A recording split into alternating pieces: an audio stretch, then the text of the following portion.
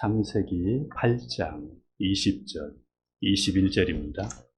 노아가 여호와께 제단을 쌓고 모든 정결한 짐승과 모든 정결한 새 중에서 제물을 취하여 번제로 제단에 드렸더니 여호와께서 그 향기를 받으시고 그 중심에 이르시되 내가 다시는 사람으로 말미암아 땅을 저주하지 아니하리니 이는 사람의 마음이 계획하는 바가 어려서부터 악함이라. 내가 전에 행한 것 같이 모든 생물을 다시 멸하지 아니하리니. 아멘.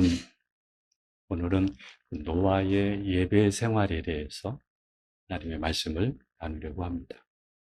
여러분, 그 노아 하면은 어떤 생각이 납니까? 노아 할아버지. 노아 하면 사람들은 방주 만든 사람, 방주 만든 사람, 이렇게 우리가 단순히 생각할 수 있는데, 우리는 왜 노아를 하나님께서 선택했는지, 노아가 왜 하나님의 은혜를 입었는지, 이것을 우리가 볼 수 있어야 됩니다. 그래서 오늘은 노아의 그 예배 생활에 대해서 말씀을 나누려고 합니다. 홍수 심판이 있기 전, 지금 노아의 시대를 말하는 겁니다. 노아의 시대는 어떤 시대냐면 하나님을 떠난 가인의 후손, 그리고 하나님의 자녀들은 가인과 아벨이 하나님 앞에 제사를 드리고, 가인이 제사에 실패하고 예배에 실패하고 하나님을 떠나왔잖아요. 그리고 나서 가인이 아벨을 돌로 쳐서 죽였는데, 그 아벨을 대신해서 하나님께서 셋을 주셨잖아요. 그 셋을 통해서 에노스가 태어났습니다. 그 에노스 때부터 하나님의 이름을 부르게 되었고, 함께 예배하는 공동체 예배가 이루어지게 되었습니다.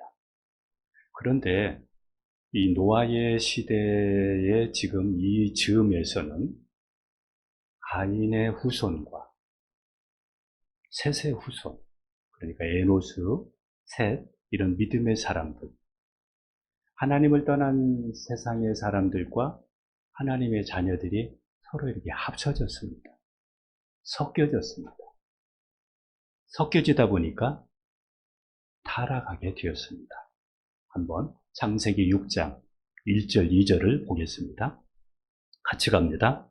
사람이 땅 위에 번성하기 시작할 때에 그들에게서 딸들이 나니 하나님의 아들들이 사람의 딸들의 아름다움을 보고 자기들이 좋아하는 모든 여자를 아내로 삼는지라. 하나님의 아들들이 세상의 딸들은 가인의 후손을 말해요. 그러니까 세상을, 하나님의 사람들이, 하나님의 자녀들이 세상의 것들을 좋아하고 세상의 여자들을 좋아하고 세상의 것들을 흠모하다 보니까 하나님을 떠나게 되었고, 그리고 타락하게 되었습니다. 며칠 전에 서천에 사는 집사님하고 통화하는 가운데 풍산개가 한 마리가 있었거든요. 누런 풍산개가 있었는데, 그래서 제가 저 풍산개가 새끼를 낳으면 그 풍산개 제가 나한테 달라고 제가 그랬거든요. 그래서 통화하는 가운데 풍산개 자리 있느냐고 제가 물었어요. 그랬더니 풍산개가 커서 집사님이 저녁에 집에 없는 사이에 동네에 이개하고 저개하고 붙어가지고, 목사님, 검둥이도 나오고 줄무늬도 나오고 그냥 잡종이 나왔어요. 저한테 이렇게 하는 거예요. 관리를 잘 못하게 되니까. 풍산개 하면은 순종이거든요, 그 개가. 그런데 순종이 안 나오고 잡종이 나왔습니다. 신앙도 마찬가지입니다. 우리가 신앙 관리를 못하게 되면 섞이게 되어져서 이상하게 되는 겁니다.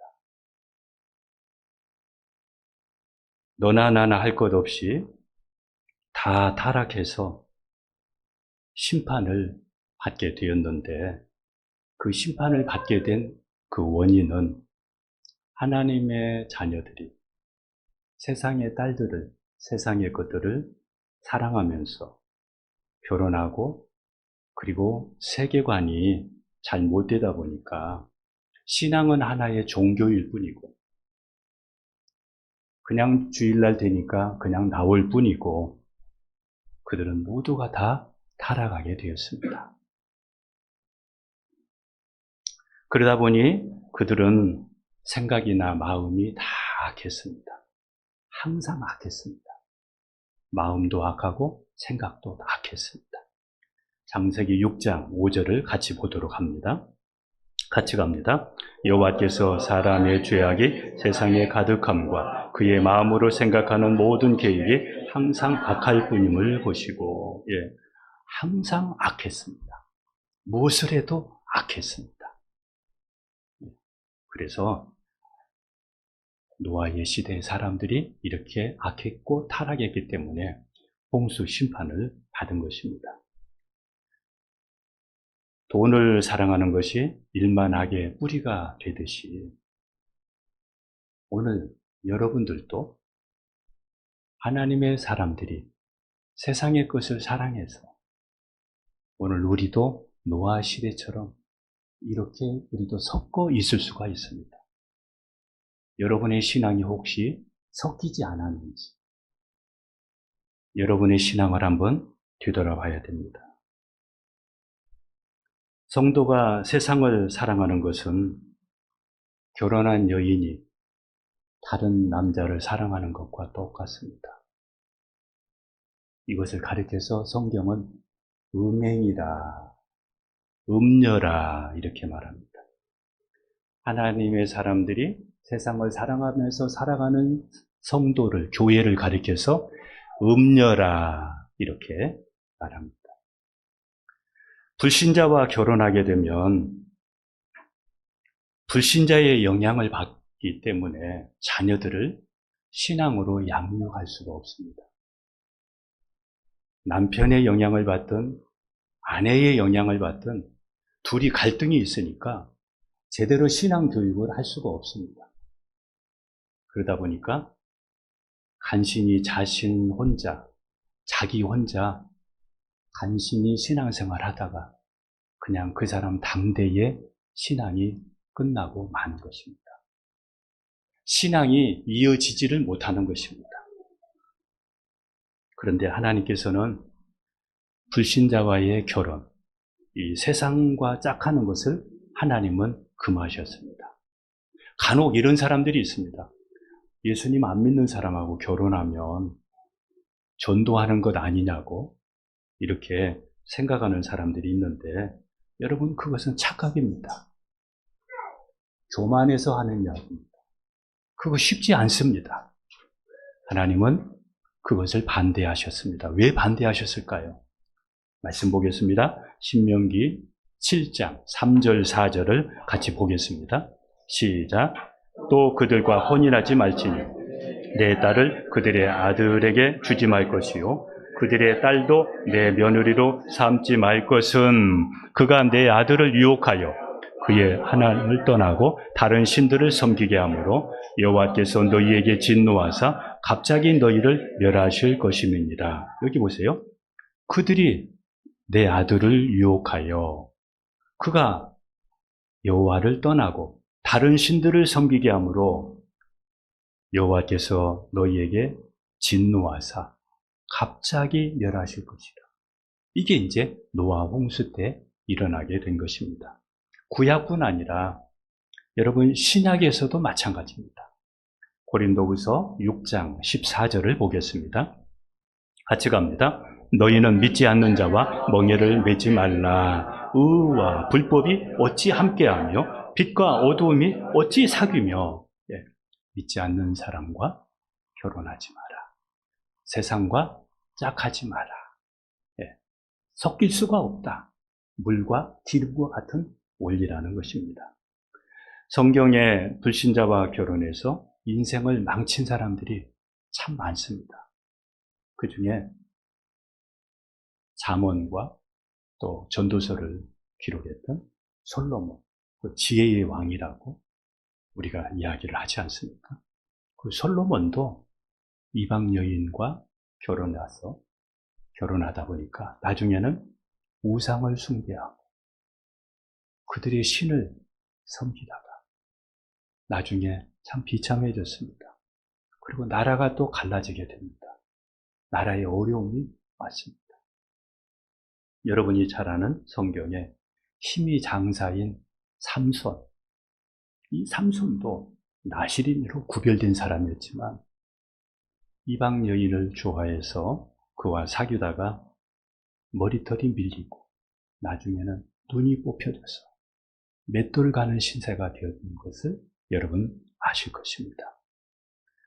여러분도 세상의 것을 사랑하여 지금 타락해서 처음에 가졌던 열심, 순수함, 처음에 가졌던 주님 사랑, 이거 식어지고 있을 수 있습니다. 이게 남 얘기가 아닙니다. 가정이 존재하는 이유는, 나와 우리 가정이 존재하는 이유는 경건한 자손을 얻기 위해서 존재하는 겁니다.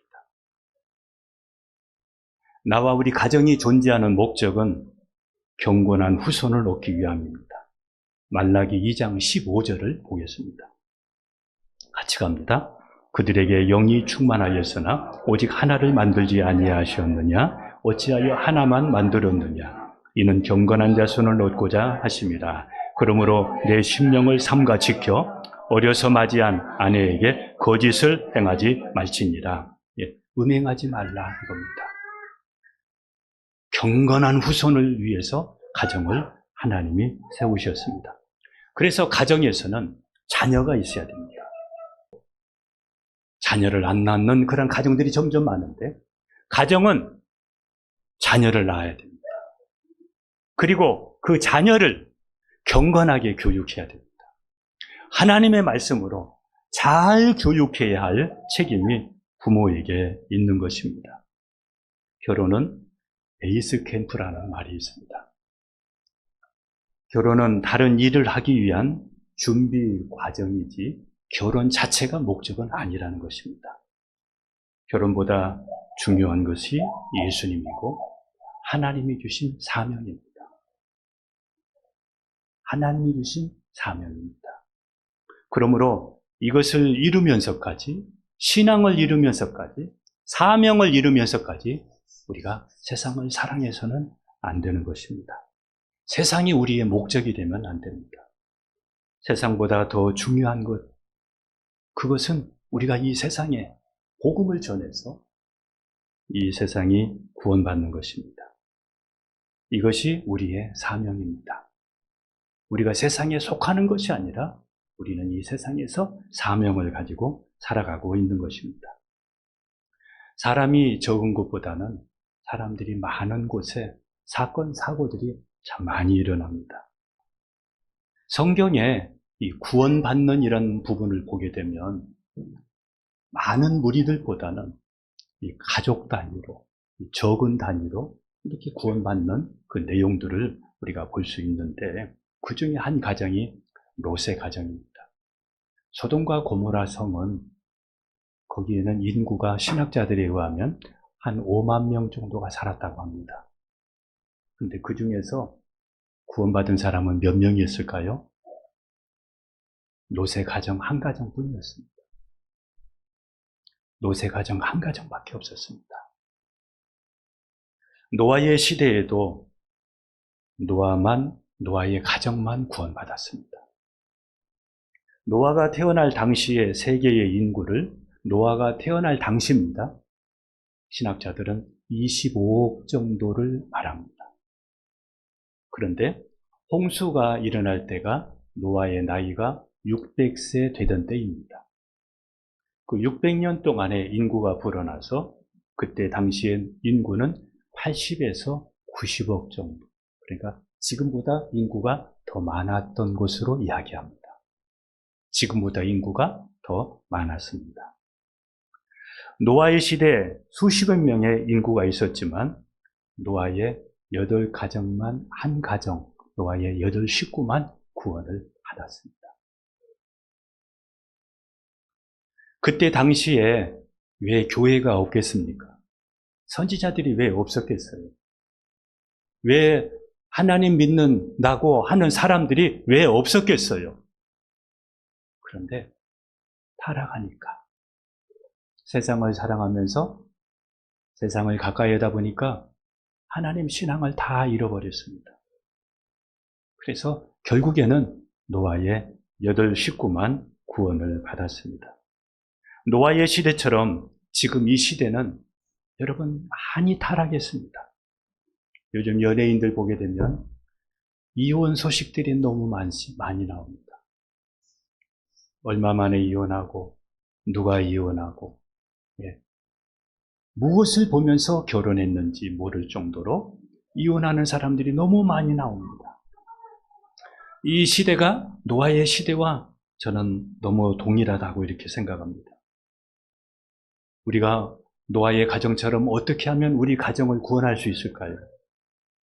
노아를 보면 압니다. 세상을 따라가지 않고 노아의 가정이 하나님을 경외하면서 신앙을 지켜야 노아의 가정이 구원받듯이 저와 여러분의 가정이 구원받을 수 있는 방법은 노아의 가정처럼 사는 것입니다. 노아의 가정처럼 사는 여러분 되기를 축복합니다. 예수님은 세상에 계셨지만 이 세상에 속하지를 않았습니다. 이 세상에 동화되질 않았습니다. 인도의 성자 선다싱은 이런 이야기를 했습니다. 우리가 죄에 빠지는 것은 우리가 세상에 살기 때문이 아니라 세상이 우리의 마음에 살기 때문에 죄에 빠지는 것이다. 이렇게 이야기했습니다. 밤하늘이 어두워도 별이 빛나는 것은 그 별이 어둠에 묻히지 않기 때문입니다.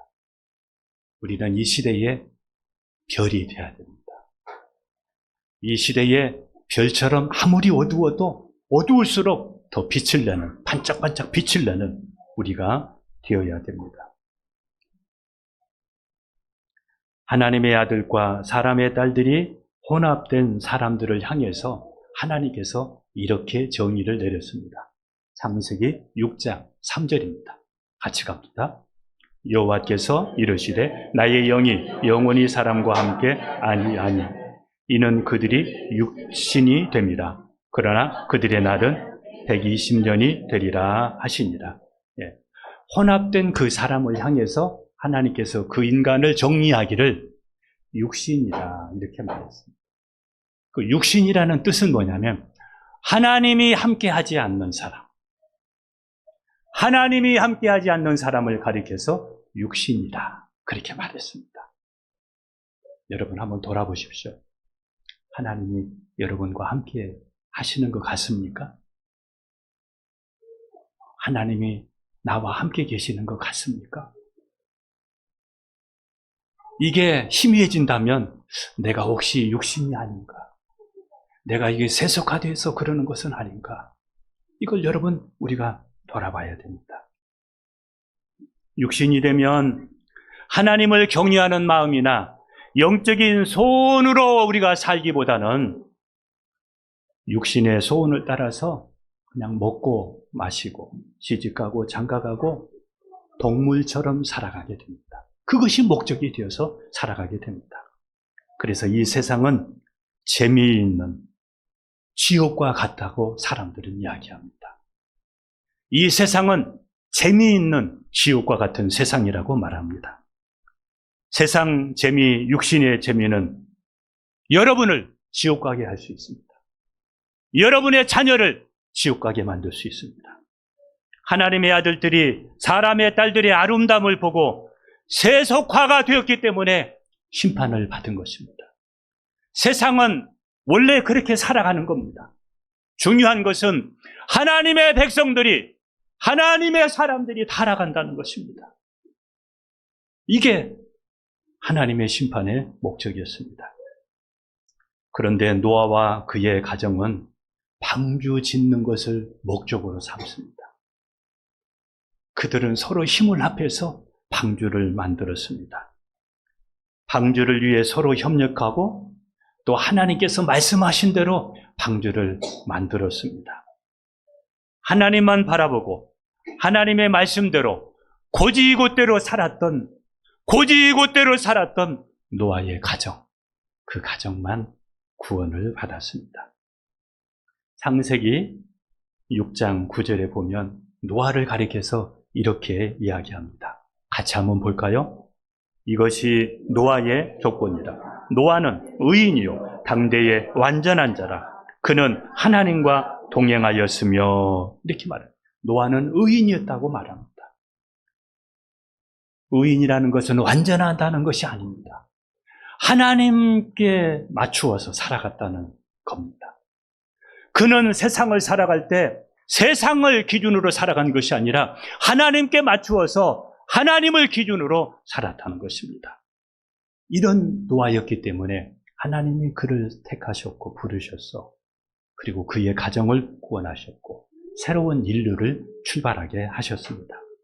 하나님께서는 노아의 시대의 사람들을 곧바로 심판하지 않고 무두셀라, 성경에서 가장 오래 산 사람, 969세 살았던 무두셀라를 보내어서 앞으로 심판이 있을 것을 이야기를 했고, 그리고 노아가 방주 만드는 그 기간 동안에 노아를 통해서 복음을 전하게 했습니다. 앞으로 하나님의 심판이 있을 것입니다. 하나님께로 돌아와야 됩니다. 회개해야 됩니다. 앞으로 심판이 있습니다. 방주 안에 들어와야 살 수 있습니다. 이렇게 노아는 복음을 전하면서 방주를 만들었습니다. 그 기간이 하나님께서 그들이 돌아오게 만드는, 돌아올 수 있는 기회를 주는 기간이었습니다. 베드로후서 2장 5절을 보겠습니다. 같이 갑니다. 옛 세상을 용서하지 아니하시고 오직 의를 전파하는 노아와 그 7 식구를 보존하시고 경건하지 아니한 자들의 세상에 홍수를 내리셨으며, 의를 전파했다, 이렇게 얘기합니다. 여러분, 우리가 이 세상에 살면서 우리는 노아처럼 복음을 전하면서 의를 전파해야 될 사람이지, 우리가 세상의 것을, 땅을 넓히고 세상의 것을 더 얻기 위해서 그것이 우리의 목적이 되어지게 되면 우리는 하나님의 신앙을 버린 사람들입니다. 노아가 방주를 얼마 동안에 방주를 지었을까요? 홍수로 심판할 때, 그때가 노아 600세입니다. 600세.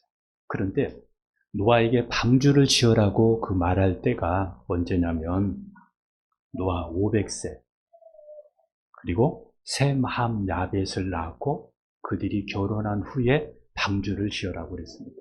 500세에서 자녀를 낳았고 600세의 홍수가 시작됐으니까 이것만 봐도 100년이잖아요. 그런데 이 안에 아이를 낳았고 자녀들을 결혼했으니까 방주를 짓는 기간은 70에서 80년으로 사람들이 이렇게 잡고 있습니다. 우리가 계산을 해보면 나오잖아요. 그런데 왜 120년이라고 사람들이 얘기를 하느냐면 창세기 6장 3절에 그들의 삶이 120년이 되리라는 이 말씀 때문에 120년 동안 방주를 지었다, 그렇게 이야기를 합니다. 그러나 정확하게 보면 70년, 80년 정도 이렇게 방주를 지었습니다. 방주를 짓는데 그 방주의 크기가 얼마나 됐을까요? 방주의 크기가 7, 80년 동안 방주를 지으면서 그 크기가 얼마나 했을까요? 이것이 창세기 6장 15절에 나오는데 제가 간단하게 말씀드리면 길이가 150m입니다. 전주가 몇 m죠? 50m. 그러니까 이 전봇대 사이가 3개 정도 되는 150m입니다. 넓이가 25m입니다. 높이는 15m입니다. 아파트 한 층의 높이가 몇 m일까요? 약 한 3m 정도 됩니다. 그러면 3, 5, 15, 5층 높이입니다. 이렇게 큰 방주를 7, 80년에 걸쳐서 방주를 지었는데, 이렇게 방주를 지을 수 있었던 것을 향해서 히브리서에서는 이렇게 이야기합니다. 히브리서 11장 7절을 같이 보겠습니다. 같이 갑니다. 믿음으로 노아는 아직 보이지 않는 일에 경고하심을 받아 경외함으로 방주를 준비하여 그 집을 구원하였으니 이로 말미암아 세상을 정죄하고 믿음을 따르는 의의 상속자가 되었느니라. 앞으로 후에 있을 일이지만은 믿음으로. 그런데 보이지 않지만 미래의 일이지만 믿음으로. 그런데 그 믿음은 하나님을 경외하는 믿음으로, 하나님을 신뢰하고 하나님을 믿는, 하나님을 존경하는, 하나님을 신뢰하는 그 믿음으로 묵묵히 방주를 지어서 그와 그의 가정을 구원하였다는 것입니다. 노아가 방주 안에 있었던 기간은 얼마나 되었을까요? 이제 비가 오기 시작을 합니다. 노아와 노아의 가족들 그리고 짐승들이 방주 안에 다 들어갔습니다. 방주 안에서 얼마나 있었을까요? 홍수의 시작은 600세, 그러니까 600세 되던 해에 2월 17일 날 홍수가 시작이 되었습니다.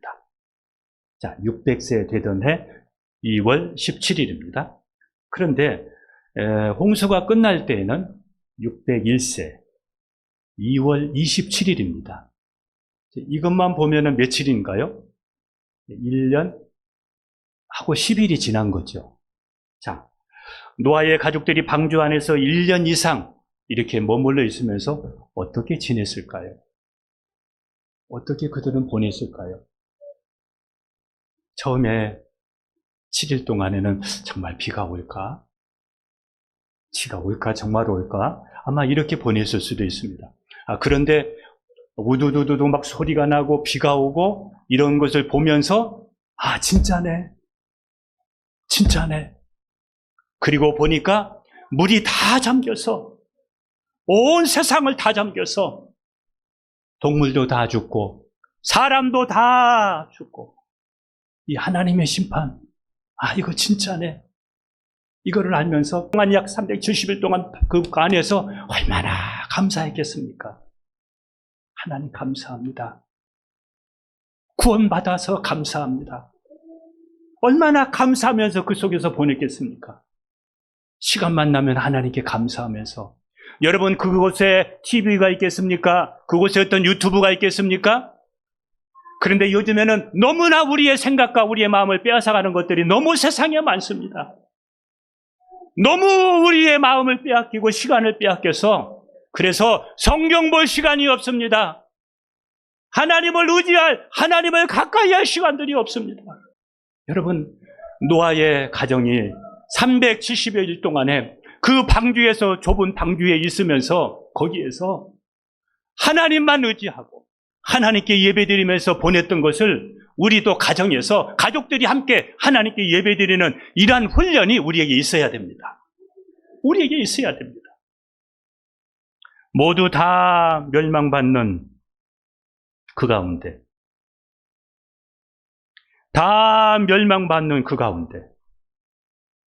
노아의 가정만 구원을 받았습니다. 그래서 오늘 본문에 이렇게 말합니다. 노아가 방주에서 이제 드디어 나왔습니다. 나와서 그가 제일 먼저 한 것이 뭐였을 것 같아요? 이제 나와서 삶의 터전을 만들고 집도 만들고 뭐 하면서 바빠서 막 얼마나 할 일이 많았겠습니까? 그런데 노아는 제일 먼저 정결한 짐승을 잡아서 하나님께 예배 드렸습니다. 여기에서 우리는 중요한 것을 깨닫게 됩니다. 먼저 해야 할 삶의 우선순위가 있다는 겁니다. 우리가 먼저 해야 될 일이 있다는 것입니다. 우리가 이 세상에 살면서 그것보다 먼저 해야 될 일이 있다는 것입니다. 그 먼저 해야 될 일이 무엇이겠습니까? 그게 무엇이겠습니까? 여러분, 하나님이 먼저입니다. 제가 신방 가다 보면 이래서 못 나와요, 저래서 못 나와요. 회복되면 나갈게요. 장사 잘 되면 나갈게요. 제가 그분들 보면서 우선순위를 놓쳤다. 그러니까 나와야 되고, 나와서 하나님 의지하면서 기도하면서 하나님의 은혜를 입어야 건강도 회복하고 사업장에도 하나님의 은혜가 임할 터인데 그것 때문에 못 나온다는 것입니다. 우선순위가 뭡니까? 우리는 기억해야 됩니다. 여러분, 아무리 바빠도 가정에서 말씀 읽는 거 놓치지 마세요. 말씀 안 읽고 기도하지 않는 사람은 신앙인이 아닙니다. 신앙인이 아닙니다. 신앙인은 그렇게 살아갈 수가 없습니다. 세속화되어 가고 있든지 타락해 가고 있는 증거이지, 어떻게 우리가 말씀 안 읽고 기도 안 하면서 어떻게 살아갈 수가 있습니까? 여러분, 우리는 회개해야 됩니다. 그리고 우리 하나님께로 돌아와야 됩니다. 시간만 있으면 예배드리면서 말씀 보고 기도하면서 하나님을 향하면서 가족들이 함께 예배드리면서 구원받은 은혜를 감사하면서, 여러분, 믿음 있지 않아요? 예수님 다시 오실 때 우리 가정 함께 구원받을 수 있습니다. 기도하겠습니다.